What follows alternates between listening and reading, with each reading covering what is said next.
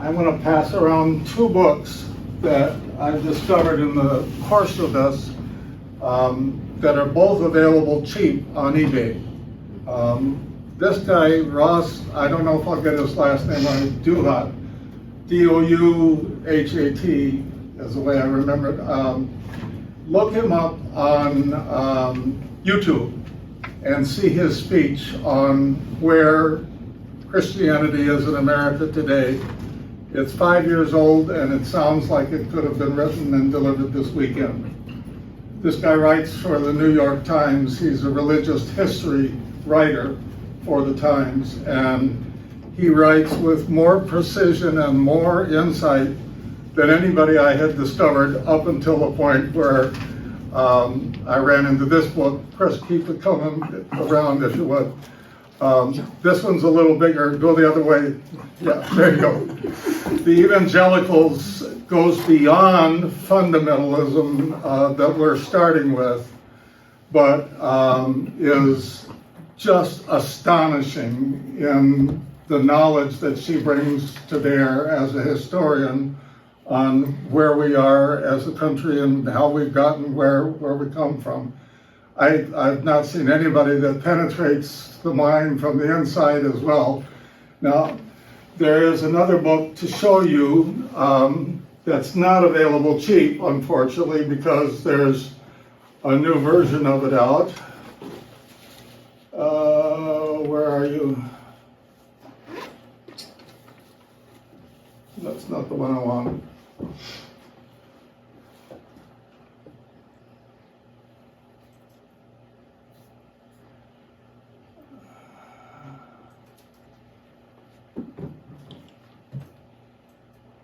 George Marsden is a writer from the inside.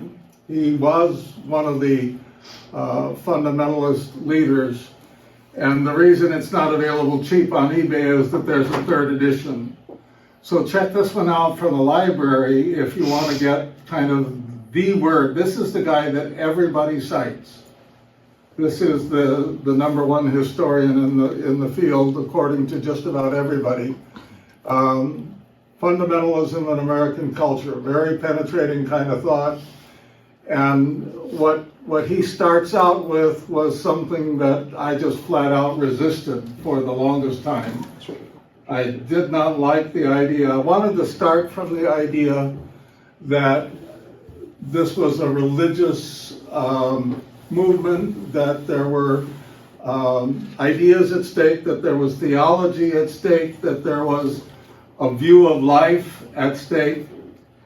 And Marsden says, yeah, that's true. That's part of it. But basically, these guys like to fight. You know, basically, these guys had a burr under their saddle. And so, as Jerry Falwell adds and cites this, Jerry Falwell in the early 80s and late 70s with the so-called moral majority that we all went through not too long ago, that erupted and challenged both American politics and American religions.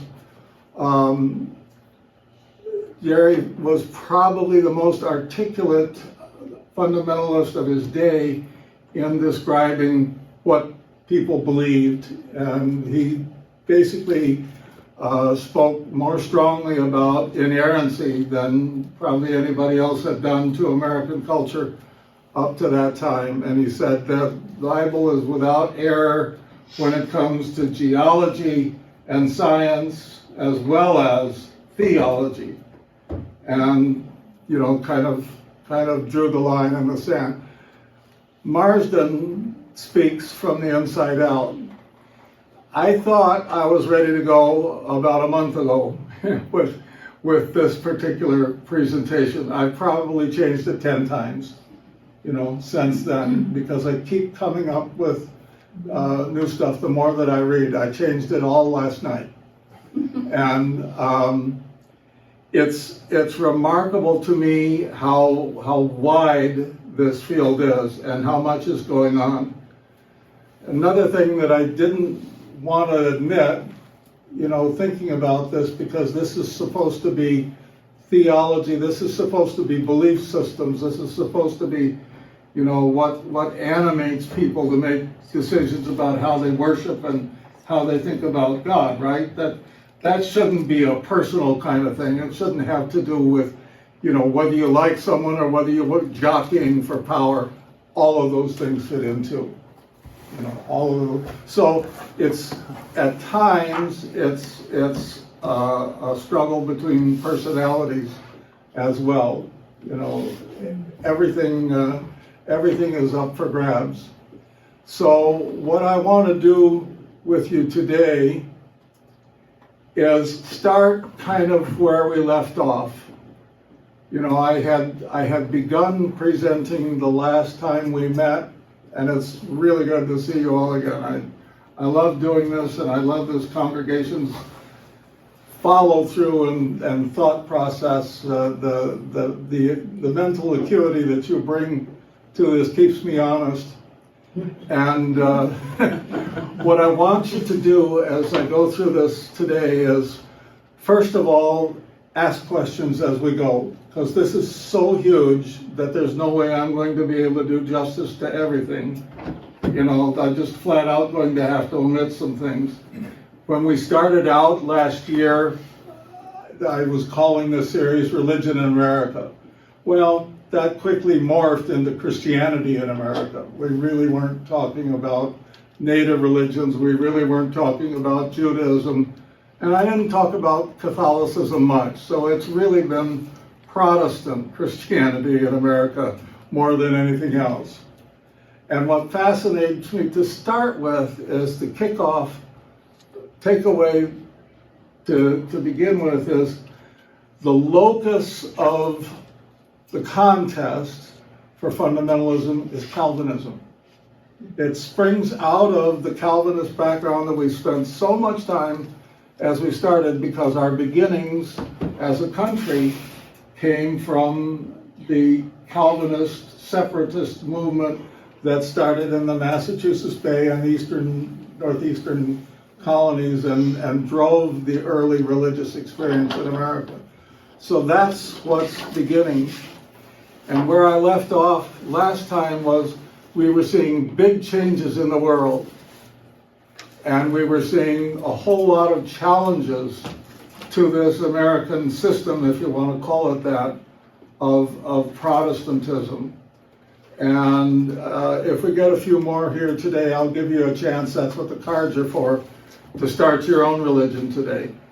And what I want to hear back from you, not just questions as we go today, but I want to hear what you would call the fundamentals if you had your druthers and you were creating your own religion, And so cogitate about that a little bit, and maybe we could take some time before we're done.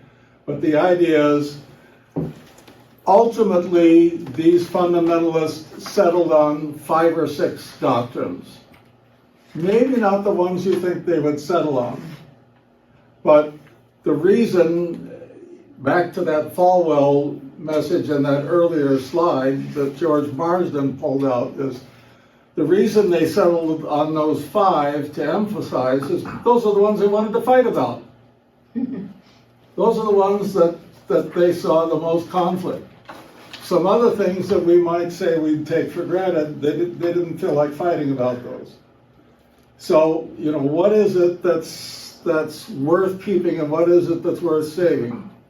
So what I thought I would do today, as we start out, is reset that stage and look at the conflict, see as many as we can in the time that we've got today of the different pieces of the puzzle that give you a picture of what is this conflict about, how's it manifesting, what's going on at all these various points of inflection, these points of interest in the religious spectrum and in Protestant Christianity in America in the 100 years basically prior to World War II. Once we get to World War II, everything changes for one brief moment in our history. It's nice that we've been alive to see it, That's when a lot of us were growing up. I was born at the very tail end of World War II. So my childhood years were experiencing a very, very different kind of a church than Chris's.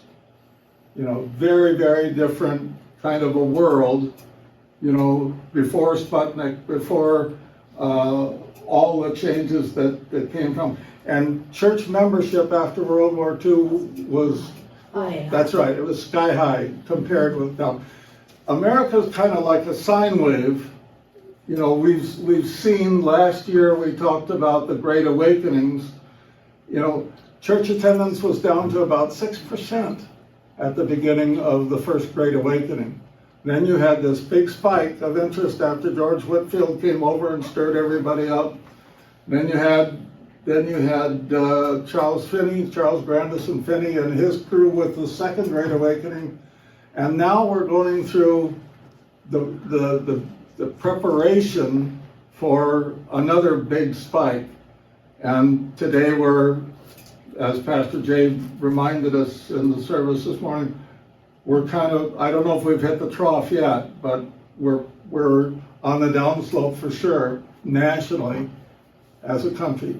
So where I'm about to start taking you is a whirlwind tour of what's going on. There's going to be a little duplication, partly because I kept changing things, but partly because that's the nature of the beast.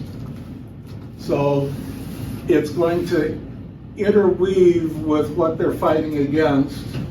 It's impossible to understand fundamentalism without what its mirror reflection is, that they're saying, you know, we don't want this. So I would anticipate that there will come times when you'll have questions. So raise your hand, stop me, you know, get where we are, and even if we don't get to the point where you get to start your own church today, use those cards to take notes as you go. To remember, there's some pens there if you need some. Kristen threw some your way of things to tell me you want me to emphasize that are, oh, I didn't know that, or I want to hear more about that, because a whole lot can change in the 5 weeks that I see this next section emerging into. You know, basically what the original plan was a week on fundamentalism, a week on its opposite, the modernists, and then dig into the science challenge, and then take a good look at the dispensationalist wing of what's happening in all of this, and see if we can sum up. And while we're going, keep in mind what I lovingly refer to as Jake's question. You remember what that is? So what? So what? What difference does it make? Yeah. You know, how does this affect what you're thinking about today? So I'll start by giving you these four history books, all by one of my favorite authors. All of these are available, again, on eBay. They're older now. They're all at least 10 years old. And H.W. Brands is just a real gem of an American historian. He's the only guy I know who's ever been able to make the switch from Texas A&M to the University of Texas. Hook 'em horns versus Gigamaggies. This is oil and water, but he's managed to do that. I think probably because they paid him better at Texas, but it's also a little bit more prestigious.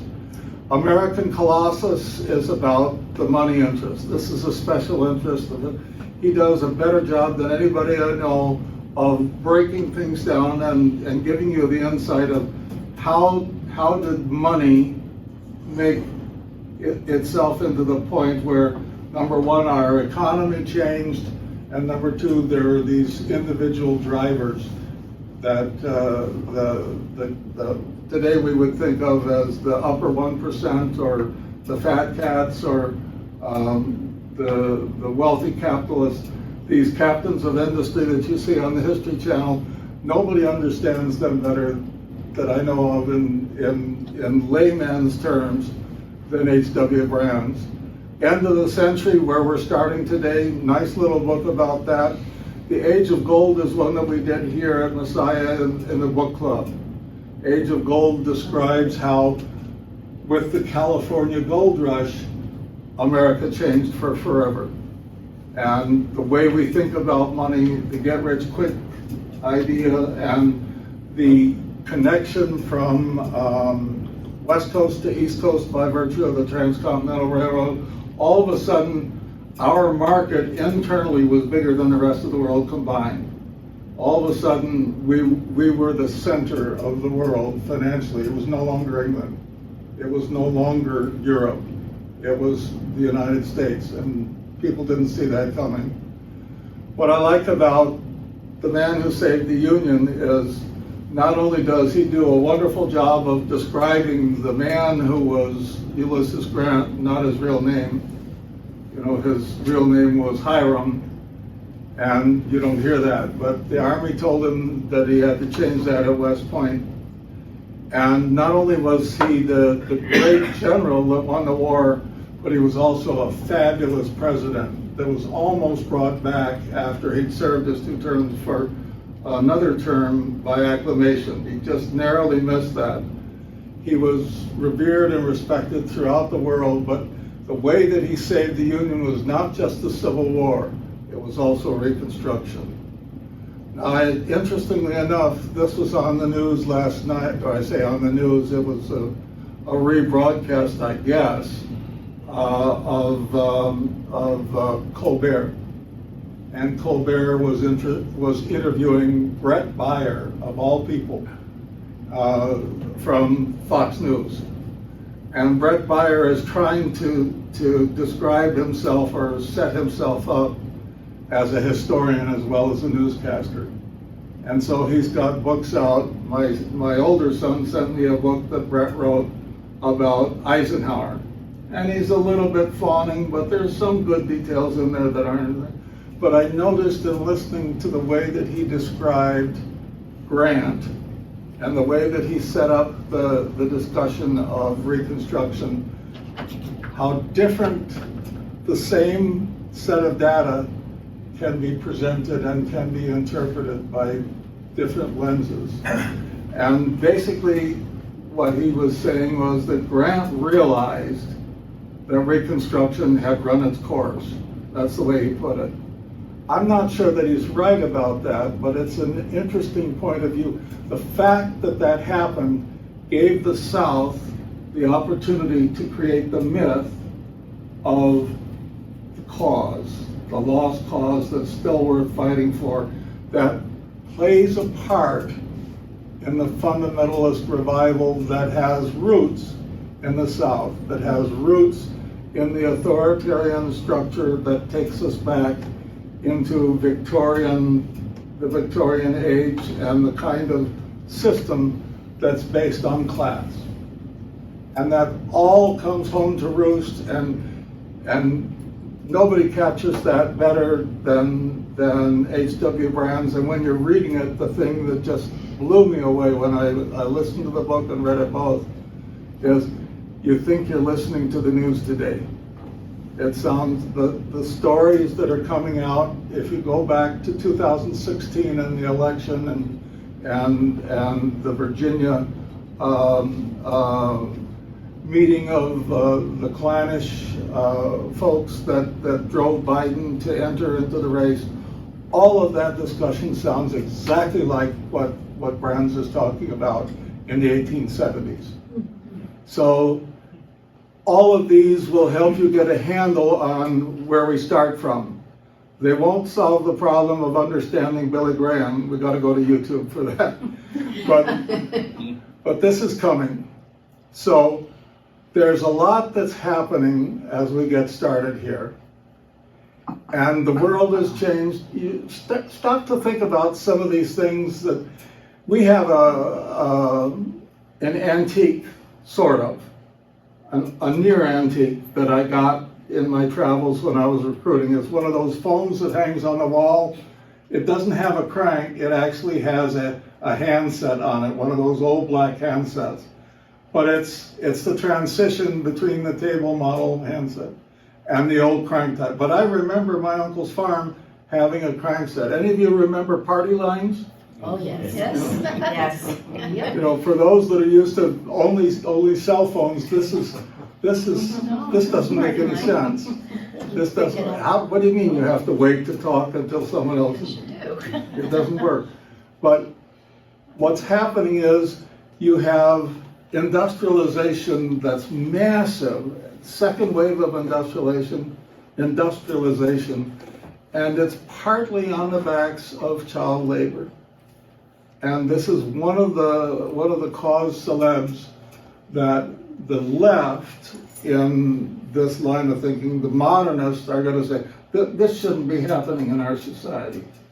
You know, we should be able to fix that so that, you know, jobs bring dignity and worth and reasonable conditions and so forth, and doesn't take kids, you know, to put them on the factory lines. And one of the ameliorative efforts was done in Chicago by Dwight Moody that said, these kids aren't getting any education, they're just being used as worker bees, and we are going to start a chance to break through and at least talk to these kids. And it was called, are you ready? Sunday school. Wow. That was a new turn then. That was a new idea. Yeah. And Moody. Turn of the century. Moody. You know, Interesting. 19. we take it for granted. We say, oh, do I have to go? But Sunday school was a new idea that was pioneered by the pre-fundamentalist American right in the big cities, when you had these teeming masses that were basically shoved through the factories that were looking for cheap labor. All kinds of new stuff that was going on.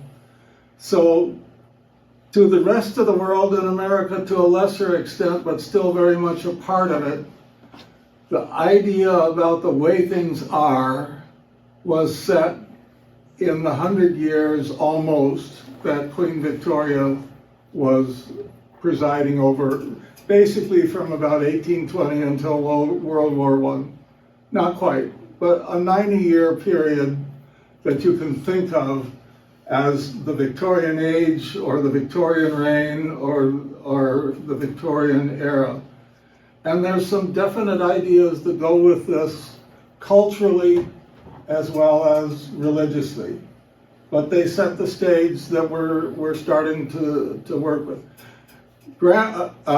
Duke University has a guy by the name of Grant Wacker that does he's got a humanities center there that he publishes online some little vignettes of different periods in American history, usually pretty good insight. And so I'm taking some of this next section from what he wrote there, and he's talking about the ideas that the left, the liberals, are going to bring to the party. But everybody had to react to these. Think about this for a second. Does this sound like anything you've ever heard preached by anybody? Maybe your mom? You know, save money, be on time, work hard, don't eat it all up right now, save some for tomorrow. You know, it'll be better if you invest. Does that sound like anything that's ever been brought up? Yep. That's a product of this period of thinking. To go with that, who's the one doing the working and the saving and the, you know, It's not your husband. it's the men. Oh. Because what's the role of the women?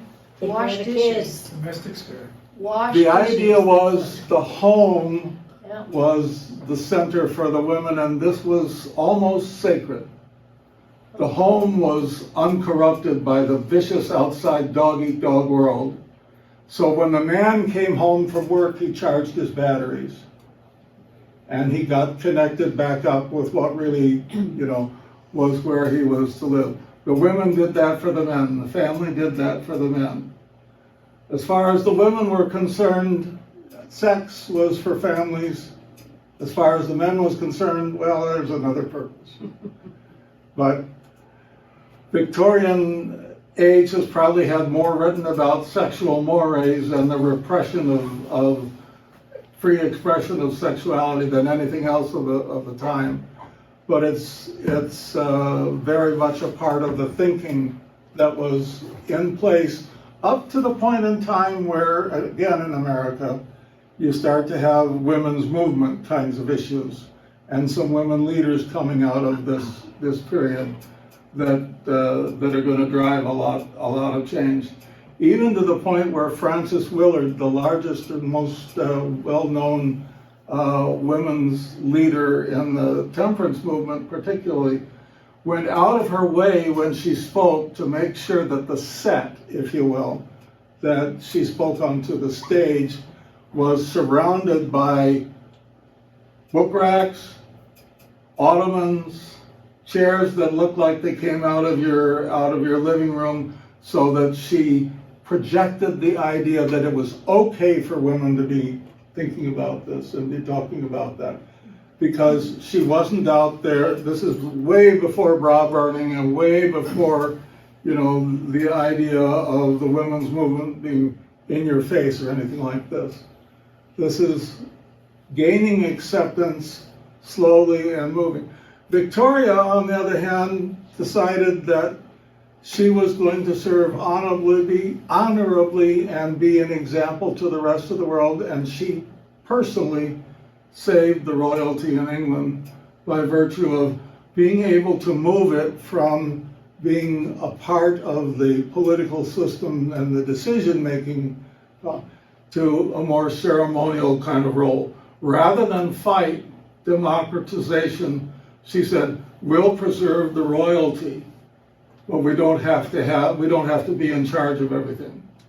And as a consequence, people loved her to death, and they still think, she's the longest serving monarch in English history, with the exception of who? Elizabeth II. Yeah, most recently Queen Elizabeth. And finally, in this particular section that Graham Wacker brings up, is this idea of ethnocentrism, this idea that says, hooray for us. American culture is a cut above. And so it's okay for us to join with what's going on at the end of the century in Europe, which is the subjection of other territories by way of colonialism, by way of extending the British Empire, for example. This is that period of time when colonialism runs amok. And in order to be anybody on the world stage, you had to have colonies. So if you didn't have a colony, countries were rushing to it to get in, and we got in pretty late. But TR said, we got to do it. And he had a buddy who was very influential in church circles on the East by the name of Alfred Thayer Mahan. And Alfred Thayer Mahan was a guy that lifted up the idea that every great nation was a seagoing power. Well, that fit right in with what Teddy Roosevelt liked, because he was a Navy man. So he built what came to be known as, anybody? The Great White Fleet. That's it. Yeah. The Great White Fleet was his chance to show the world that America could compete on any territory, any place that they wanted to project their power. Congress got a little tired of it and said, we're not giving you any more money. And in fact, all this showboating that you're doing where you're showing the flag, you're done. We're not buying any more coal for you. So what TR did is he sent the Navy to Asia, showed the flag, and he says, we're out of coal. If you want your ships back, you better appropriate some money, buy some coal. He didn't have any problem. But guess what happens after that set of time? Now we've got the Roaring Twenties. So there's some contradiction built into this period. So we've got repression of your personality and your personal drives on the one hand, especially sex. And on the other hand, you've got the flappers, you've got speakeasies, you know, to break through the prohibition kind of thing. And you got let it all hang out, you know. And in between there, what happens just before the Roaring Twenties? Depression. No, that's just after. World War One. Yeah. One. What happens before that is World War One. Now I'm going to show you some pictures here that are like what I saw when we were in France. I didn't take any of these, but they're very similar to ones that I took. Maybe you've seen this. I won't pronounce it right, but the theory that the Germans had as they started the war was called the Schlieffen Plan. And the Schlieffen Plan was the idea that they'll send their army in a great big circle. It was called a wheel. They said, we're just going to wrap around and engulf them. And fortunately for the French, they managed to meet them. And so the Germans said, well, we'll go around here. And the French managed to meet them. And it became known as the race to the sea. And they finally did back and forth with each other all the way to the sea. So the Germans weren't able to get around. So they dug in and it became known as Trenches. trench warfare. And you can still see some of those trenches today. And what they did for the next several years is they bombed the bejesus out of each other with artillery. You can't imagine the number of shells, millions of shells. And what it did is it created so much carnage, and there was so many men killed, just being blown to smithereens, literally, that the French army mutinied. And they said, we're not doing this anymore. The whole army. It's not talked about very much, but it was carnage. And if you're a doughboy, you know, the way they call the Americans and the British, but if you're told to go over the top, they call it, into where the targeting is already in place for artillery, and the closer you got, the more in line you are to this new invention called machine guns.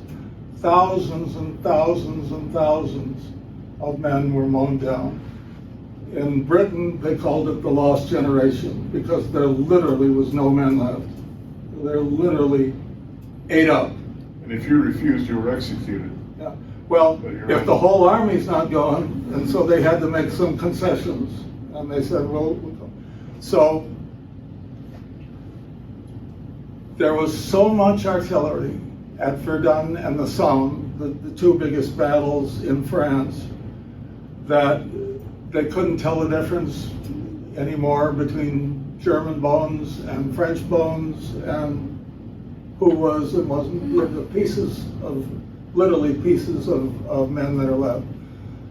So this is kind of an aerial view of what you might have seen in there. Believe me, there was lots. This is what's left today. There's lots more that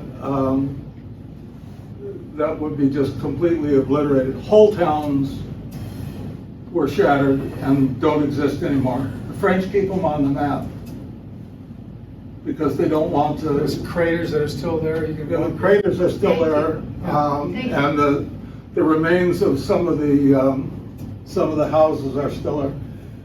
This is what's known as an ossuary. Anybody know the term?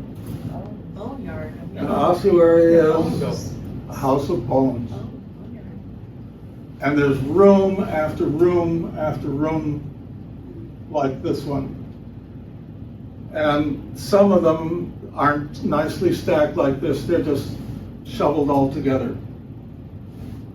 You know, there's probably the bones between the Germans and the French that they retrieved from that battlefield of somewhere between 30 and 100,000 men. Just astonishing. We happened to hit there on a day when it was kind of cold. And I knew better because you're supposed to show respect when you're inside. It's like going into the catacombs. This area right here is a good representation of it lighted up, but it's a little darker than that in the real world. And I still had my hat on. And one of the French proctors came up to me and said, "Please, you remove your hat, sir." And I didn't realize I was still wearing it. It was so overwhelming a feeling. It was so somber and eerie to be in a place where so many remains are there. So each one of these wings, if you can imagine, this is bigger than a football field of just bones. The whole thing is big. So guess what that does to your ideas about the improvability of man, the perfectibility of humans, and the idea of building a utopia where people get along. You know, what does this do to your concept of progress? Sets it back. Yeah. So my thesis that it's not very creative. You know, it's kind of standard here is I'm going to suggest to you that both the left and the right, but especially the right, especially the fundamentalists, said it's too much. I can't handle all this. And I'm not even talking yet about the challenges that they got from religion and the outside world and the new fields of study, and particularly criticism of the Bible, to say nothing of the one that really upset their apple cart, which was, what was the big one, the cardinal sin that was the biggest cause. We spent one of our sessions talking about the biggest trial of the century at the time, over the idea of Scopes? and at the root of the Scopes trial was, what's the subject? Evolution, right. And I'm saying, you know, there comes a point where you have cognitive differences or cognitive disassociation. You say, this is too much for me to handle. It's too much beyond what I'm used to, or what I've got to get back to bedrock. And I'm thinking psychologically that's part of it. It didn't do any good to circle the wagons. So let's take a look from the standpoint of left and right. What did they do? What did they think? What was going on? What were their thoughts? Science, number one. Science, both in the terms of biology and geology, but then a whole bunch of other ologies come into play that didn't even exist before, that were now academic specialties. But particularly biology with evolution and geology. And what's the challenge from geology? Age of the Earth. Creation. Yeah, Age of the Earth. Age of the Earth. How old was the Earth supposed to be up until that point in their thinking? 8,000? Roughly, yeah. And they thought they knew exactly the year that Christ was crucified, and they thought they knew exactly how old they were. How did they figure that out? What? How did they come up with those terms? Oh, they looked at the patriarchs and they went back and Yeah. they assumed they lived a certain number of years and kind of added it all up. If you go into the Bible and you look at the genealogies and you project how old people probably were and you just start adding things up, that's what they came up with. I think he was Irish, but I'm not sure. A guy by the name of Bishop Usher, Usher, funny spelling, calculated this out, and they put it in the Bible according to Schofield. And so in 1909, from that point in time, everybody knew how old the Earth was if you accepted, you know, that chronology. And this had to be true because it was based on the Bible. Geology says what? 4 billion. How old's the Earth? 4 billion. Millions and millions of years. Not thousands of years, but millions of years. And that had something to do then with biology. How does that work? How does that come together? Well, evolution doesn't take place in the snap of a finger. Evolution, if it's going to work, takes lots and lots of time. because it's gradual. There can be jumps, there can be jump shifts where suddenly a species changes, and that's Darwin's thesis. But that's random. It's not predictable. It's not something that you can say, well, it's time for a change. Chris took us over to the La Brea tar pits. I heartily recommend that you go there if you've never done it. I read about it as a kid in first grade. Always wanted to go there. They've got one exhibit that's just birds that they pulled up, and you can see, just like Darwin did, he studied finches. You can see the different kinds of beaks that were evolved over time to different, and they've got a whole exhibit that shows from here to here to here to here to here, all these different kinds of birds that were trapped over the ages, you know, in the tar pits. And it's just plain as day to look at that these are the same basic species in terms of, but they've adapted. And you don't know exactly why they don't go into that much detail about why this beak is different from that. But you can get a visual sense of the impact by looking at these side by side. Well, Darwin had a follower, a believer. I'm trying to pull his name out, and I'll have to look it up because it won't come to me having a senior moment. But he was a great artist that drew those finches for them. And it was very clear that you could see the movement of evolution in the drawings that he had. They didn't have cameras to. Was it Audubon? Audubon? Was it Audubon. Yeah. Audubon? They had, if they'd had Matthew Brady along, maybe they could have taken some pictures. But these drawings were like what you'd get in the Audubon Society books. They're beautiful drawings. And he believed in evolution, but he was also a Christian in the fundamentalist / dispensationalist mode. These two don't go together. So how did he resonate? I mean, how did he put those two together? He said, well, I believe in science, and I've recorded what I see, but I think it's a test that God is putting on us. This is from man, and over here we have what's from God.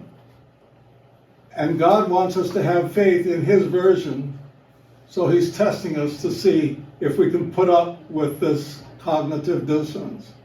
You know, we have to stick with God, but, you know, here's this temptation over here.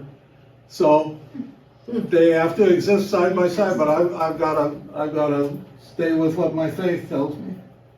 So modern day example like that, there's a Catholic writer, Raymond Brown, with an E on the end of it, who is probably the most famous New Testament scholar around. He's dead now, but he's, as a Catholic writer on New Testament interpretation and New Testament times, he's probably influenced more Protestant, more Lutheran ministers than any Lutheran writer, because he wrote textbooks that were used in seminaries for everybody. And his answer is, you know, as a scholar, I write what scholarly knowledge takes me to. I have to reflect what, you know, intelligent academics takes you to. But I also have to accept what my church teaches. So on Sunday, I accept what the church teaches, basically. And, you know, for publication and for my work world, you know, I share with you what I find. Now, what we're about to traipse into is challenges from academe to how to look at the Bible. And Raymond Brown is squarely in the middle of that in terms of projecting that and using those tools. Why? Because the Pope, when we were, those who were my age, you know, just getting into college, said, it's okay. What we want to do is we want to understand what the words are about. And if we're going to understand what the words are about, we have to think of why they were written the way they were written, who they were written for. You know, historians have a term that's kind of the opposite of what we use it for in everyday language. If you talk about something that's an anachronism, what do you usually think of it as? Something that's anachronistic is Opposite. Yeah. It's not with the time. historians use it exactly the opposite.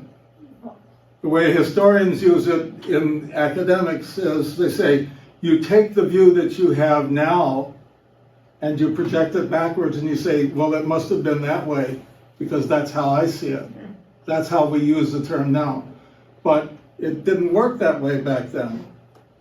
Sometimes we use situations that didn't even exist.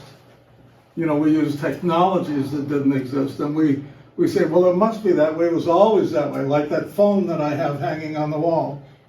Well, it's always been that way, right? Not necessarily. So when historians talk about an anachronism, they say that you're interpreting through the wrong lens. And what Catholics said is, it's okay to try and figure out what the right lenses are. It's okay to use all of these tools. Guess what? Elka hasn't said that. Guess what? Missouri Synod says we don't like that. And the fundamentalists basically said the only thing that we want to allow is looking at the text itself and see if we can make sense out of the text itself. We don't want to get into sociology, we don't want to get into history, we don't want to get into all these other uses. You know, I think I've told you before about the high-level manager, probably at the third level down from the very top at JPL when I took recruiting with me, who was a Missouri Synod type who finally left the church because he thought they were too liberal. And he said, what I'm doing for my own faith now is I'm reading the Bible and I'm translating it for myself. Well, how's he doing that? Well, he went to Vroman's bookstore and he bought every textbook that he could find in Greek and every dictionary that he could find in Hebrew, and he went through it word for word. Now what happens when you do that? You lose you lose usage, you lose euphemism, you lose what's the word I'm looking for? Context. Figures of speech. You lose meaning in the context, and you run the danger always of anachronism. You run the danger always of saying, well, that's what this word means, so, you know, that must have been what it meant there. Not necessarily so. So you have to put scholarship together. What we have here is, again, all sorts of things that are coming together at the same time. And where did they come together? Amazingly, in Germany. Interesting that Germany shook up the world and created a new system of learning called the university that was totally different from anything that had done before. No longer were we interested in big lecture halls where what was given out was the information for you to memorize, you know, and take home and spit back out. Now they've got seminars, now they've got disciplines, learning is broken up, and what has taken second place that used to be in first place? Theology. Theology used to be the reason that you went to university, because theology was the queen of science. So just as they thought physical science, biological science, take it however you want to be in terms of the study of the world, the natural world, you want to catalog what's true. From doing your experiments, doing your observations, drawing your conclusions. Theology said the Bible is a repository of all truth. So if you want to get at the truth, you go in and you dig out and you categorize what's in the Bible, and you make sense out of it by putting together the truths of the Bible. That was why you went to school. That was the ultimate purpose. No longer. And in fact, the new methods that are out there that we're starting to talk about are being used on the Bible. And the left, the liberals, are going to say the best thing that we can do is study the Bible for how it's used and what it's trying to say. And the fundamentalist conservative was that we already know what it says. We can read. It's right there in front of you. That's what it says, that's what it means.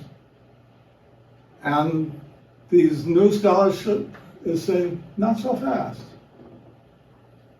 Maybe it means some other things. Maybe when you see it in context, there's something else. So you get this interplay that's trouble. So at this time you have anthropology, you have sociology, and you have all kinds of ologies that are coming up. Geology is relatively new at that point. Biology is relatively new. So you have departments of learning that are different from the way learning was structured before. And if you want to be anybody in the academic world, if you want to get a PhD that matters and be able to teach in an American school, you go to Germany to take your PhD at this point in time. Now some did, and some came back and said, not for me. I don't like that at all. That's, I've done my time, I got my ticket punched, but I'm not buying into it. And the most famous one of all is a guy that goes back to Princeton and was a genius scholar by the name of John J., usually the way he just goes by J Gresham Machen. And more on him later, but he's going to be a thorn in the side of Princeton, finally breaking with them, saying even Princeton got to be too liberal, got to be too accommodating of this new way of thinking. And so he writes a little book that's just come into its 100th anniversary. I've got it in there somewhere, called Christianity and Liberalism. Well, stop and think about that title for a second. Why would modernists, why would liberals hate that title? Christianity and liberalism. What's it saying about liberalism? It's not Christian. That's right. That's right. And they're saying, excuse me, that's not what we set out to say, and that's not what we set out to prove. And basically he's going the other direction. So, as if that weren't enough on the world stage, there's communism, socialism, fascism, all challenges about the idea of the worth and dignity of man. Socialism behind it, but communism explicitly behind it, is based on the idea of materialism.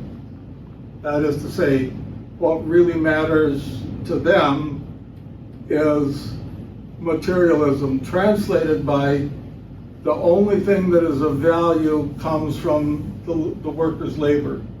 Everything else is stolen from the worker's labor. So the bourgeoisie, the ones who are the owners, are stealing from the worker by not giving him his fair share. Basic challenge to the idea of what society is about. If you say, those who have the money, who are willing to take the risk, who are willing to set up businesses, who are willing to employ people and take the risk that they might go belly up, they are worthy of getting their reward. That came up this morning in the news with the auto worker unions against the auto. And the auto workers have been a little ticked because Biden had defined himself as a pro-union guy, but he hasn't said very much in their eyes. So yesterday he said, that the workers deserve a bigger share, a fairer share, is the way you put it, of record profits that are coming to the automakers. Hard to argue with it when you phrase it in those terms. I'm sure if you were to ask the auto owners, the ones who have the stock in the companies or the families that, go way back in those companies, if that's the way the world should be seen, they'd have another take. They would say, unless we have that kind of cushion, we can't make the investment, for example, in electric vehicles, which society wants. And we can't make the investment in new plants, et cetera, et cetera. So all of these things by themselves might not have been quite so challenging, but for the massive immigration that's happening. America tripled in size during this period that we're talking about. And mostly it went into the cities. Minneapolis, where we came from, Ann and I, where we went to school and so forth, was a little backwater town until this point in the process, because it was a rail center. It was a place where people came from the south, and that migration that we saw, internal migration. Cities like Chicago didn't just triple, they quintupled and then some. And that's where Dwight Moody pitched his tent. And Dwight Moody did his revivals. He didn't have to go out into the countryside like Finney did. He didn't have to go around on horseback like George Whitefield did. All he had to do was open his church every night, and people came until it burned down in the Great Chicago Fire. And then he became really famous because he was invited abroad to talk. So the people that were coming at this point in time, however, were different. How were they different? They didn't come from the right places. What are the right places? The right places are places we already have people from. Europe. Yeah. They're from Northern Europe. But now we got people from Central Europe. Southern Europe. Now we got people from areas that are predominantly, what faith? Catholic. Catholic. And we're not so sure we want them around. And they're Jews. So this is the period of time when, it's pretty hard to have a melting pot when that which is added to the stew is bigger than what's already in there, or is constantly changing and constantly being added. And so you have the first big reaction against immigration, and within a couple of years, we start passing laws making restrictions. And if you go downtown LA, around the old section of town, and you go to the Far Eastern Museum, you can see exhibits about the Chinese Exclusion Act, and you can see what was done in terms of Asian immigration. Said, no more. Even though we wanted that Chinese labor to build the Transcontinental Railroad, at this point in time, we're not letting anyone come in. And we're only going to allow a certain percentage of those that are already here to come in. So once again, the things that are going on in the news today were very much in play back in that time. So let me see, I think I've got like 2 more slides. Yeah, we talked about communism. Who's this on the left of the screen as you look at it? Engels? That's Engels. Marx is on the right. Friedrich Engels and Karl Marx. So where we'll pick up next time is we'll start taking a look at the other side of the coin and focusing in especially on the liberal challenge and who were the superstars there and what did they have to say? What did they bring to the party? How did they see things differently? So Chris, if you'd hand out, just split it up and send it around. Oh, thanks. Of all things, an online encyclopedia does this better than anything else that I've seen in terms of providing you a summary. So I want you to read this between now and next week and underline and highlight and bring up questions that this raises for you. This is as good a quick summary in like 5 pages as I think you're going to find. It's encyclopedia.com, which I'm liking more and more, you know, as I see it. It's better than Britannica most of the time, which is a shock to me. But there's some data in here that I'm not as thrilled with. It seems like they've included things that I wouldn't, and vice versa. But as a quick summary to go through what's happening, this is dandy. This is really useful. So it encompasses some of what I was just going through and some of what I'll start with the liberals next week. But now again, what I had in mind that we were going to do, I thought, was we'd spend time with the fundamentalists, then spend time with the modernists, dig into science one whole day, and dig in maybe into challenges from biblical interpretation one day, and then finish up with one whole session just because they're so prevalent, and everybody else but the mainline churches, one time or another, they're connected up with dispensationalism. And it's not something that, if you're of the Lutheran faith, you're probably never going to hear about that stuff. You know, it just doesn't come up. So what are they all about, and where does that come from? So I thought I would spend the day on that. So that would be our 5. But what I want you to do is think about it. If you haven't made up your mind today, if nothing tickled today, talk to me next week so that we can morph that as we need, and I can, you know, try and tweak, you know, what I prepare for you in the 4 weeks more that we have to get. Oh, fair enough? Yes. All right. Thank you very much. See you in another week. Very nice.